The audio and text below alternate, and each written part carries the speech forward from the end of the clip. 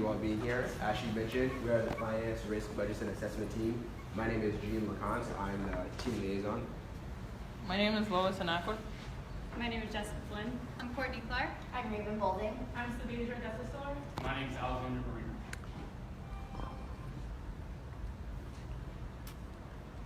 So on your screen, you see a lot of the objectives that we accomplished during our time here in GLOW. Some of those include making a demographic risk profile, presenting to the steering committee our recommendations, refining the current application that we have here at GLOW, and also going into new locations such as Bolivia and Cameroon. So as Sabina mentioned, one of our objectives this semester was to research new areas of operation for GLOW. And one of the countries we selected was Bolivia. And when looking at these countries, we chose to focus on four main things, which you can see. The first being need. Around 40% of Bolivia's total population was under the poverty line. And of that 40%, only 10% are currently served by existing microfinance institutions. Another key factor that stood out to us was Bolivia's infrastructure. Infrastructure is a very important thing to look at when spending, for GLOW at least, because our borrowers are not paying via online apps or via the internet. They're actually traveling to us.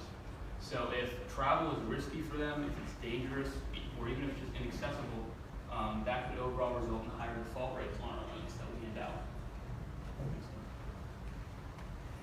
A second country that we've extensively researched that we believe would be a great addition to our portfolio is Cameroon, for four main reasons we have listed up here. The first is natural resources. Cameroon has an abundant amount of natural resources. So any industry you can think of, steel, textile, manufacturing, Cameroon has the resources to produce and sell it. Number two is literacy rate.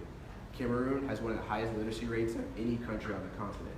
And this abundance of educated people makes us believe that they're best data ahead. The third is political stability. Cameroon's had the same leadership in place since 1982, which for citizens in this country, that may seem like a concern. But for a region that's strife with political turmoil and riots, that a steady hand of leadership has been nothing but positive for Cameroon. The fourth is economic policy. Cameroon right now has an explosion of economic policies aimed at expanding their infrastructure, which is of course important, as Alex mentioned, as well as boosting their agricultural and forestry sectors. But of course, everything isn't always peachy. Cameroon has two issues. One is Boko Haram, which is the Nigerian Islamic group that's affecting some of the towns in northern Cameroon, but that's being mitigated by Cameroon's strong military. Second is economic slowdown. A big export from Cameroon is oil, and with oil prices lowering, that's hurt them a little bit, but with the economic policy I mentioned earlier, Cameroon's economy is still strong and growing. All right, so moving on to our second objective.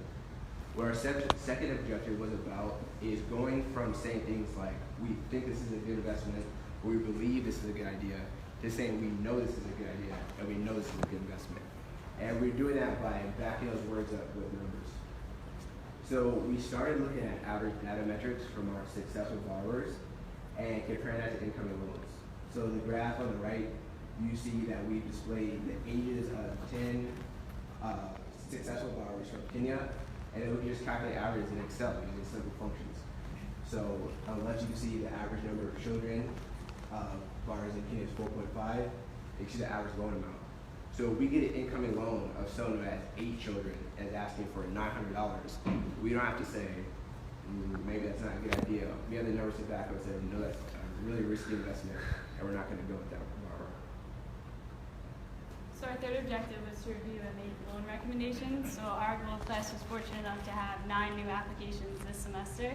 Our first 4 were from Vietnam. These were new borrowers.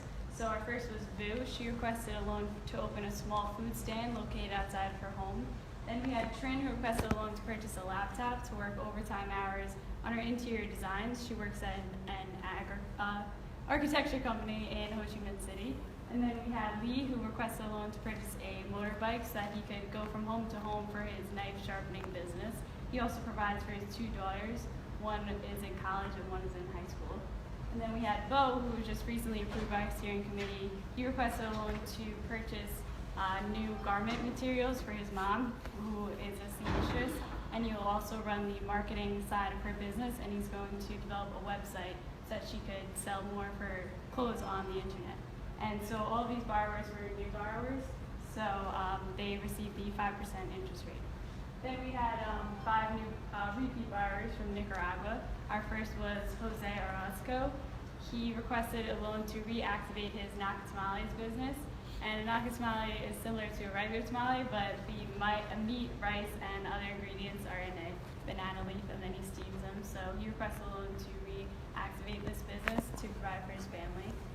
Then we have Miriam Campos, who requested a loan for her seamstress business. So she makes different items, including bed linens and coverings for home goods, such as blenders and tortilla makers. She also has 8 children who she's providing for. Then we had Jose Zamora, who owns a cabinet making workshop. So he requested a loan to purchase more materials and wood for that. Then we had Belkis, who wants to expand her cosmetics business. So she requested a loan to purchase more home care goods. And then we had our second, Miriam, who owns a thrift store. So she's seeking to purchase more goods to sell, such as jewelry and clothing, to expand her business. So all these borrowers were repeat borrowers, so their interest rate would drop down to 3%. And all of our loans receive a loan amortization schedule, so we can figure out the monthly payments, and everything is calculated with the declining balance method. So Courtney's going to go over how we prepare each loan recommendation for our steering committee. All right, so another one of our objectives this semester was to keep the other 2 teams involved and as we're receiving these new loans. This is our basic process of reviewing loans, and we'd really like to highlight step 3, where we present our initial recommendation to the class before going to the steering committee. This helps us to get feedback and maybe a different perspective on the application than when we're first looking at it.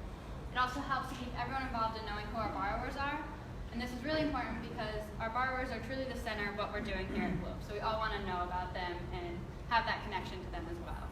And as Jess said, we were happy to have had 9 new loans this semester and a mix of new and returning borrowers, which helps to keep our Globe community growing. So our 5th objective, it was to decide which previous loans should be written off.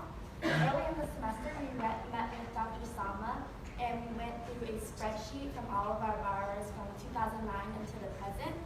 We color-coded it to decide what we should do with each loan. So the yellow are inactive loans that have already been repaid. The white are active loans that are still constantly being repaid. The blue have already been written off.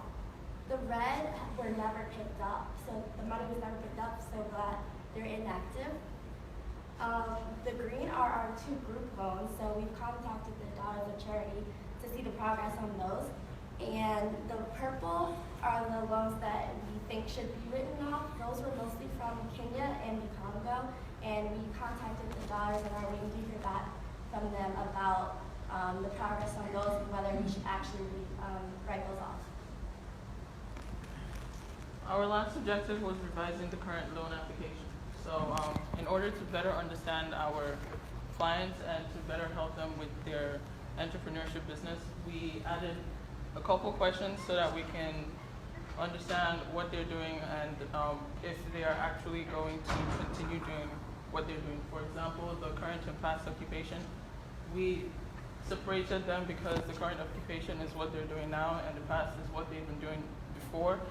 If it's different from the current occupation, we want to know that so that we can be able to understand why and then what exactly is the new business so that we can see the relation between the old and the new. And we also added another question to better understand if they are self-employed or if they have employees under them, so that this will help us in making our repayment loan schedule so that they can comfortably pay their loans without having to stress and deal with problems while they're repaying the loan so that they can pay back the loans comfortably. As a team this semester we learned a lot, and at this time we want to inform the new managers for next semester how they should go about it. So first we did a lot of research. We looked into Bolivia and Cameroon, and those are the best points we believe we should go into as a new location. Now what you guys really need to do is make sure you contact the Daughters of Charity. They're a really important resource to to us, and they're our point of contact to get a lot of information on our borrowers. So that's what we think you guys should do firstly. Second, we found this semester that was really good to inform the other managers in the class, about our recommendations that we received. As a finance team, we get a lot of details, and the other managers don't always get that. So it's good to let them know what's going on. And then lastly, we really hope that you guys work on the risk demographic profile. At this time, we have collected some data, but as you get more and more borrowers, you'll be able to collect more data and be able to find commonalities by each country to better serve the people that we work with. And at this time, we're going to go to the next team, which is the marketing, communications, and fundraising.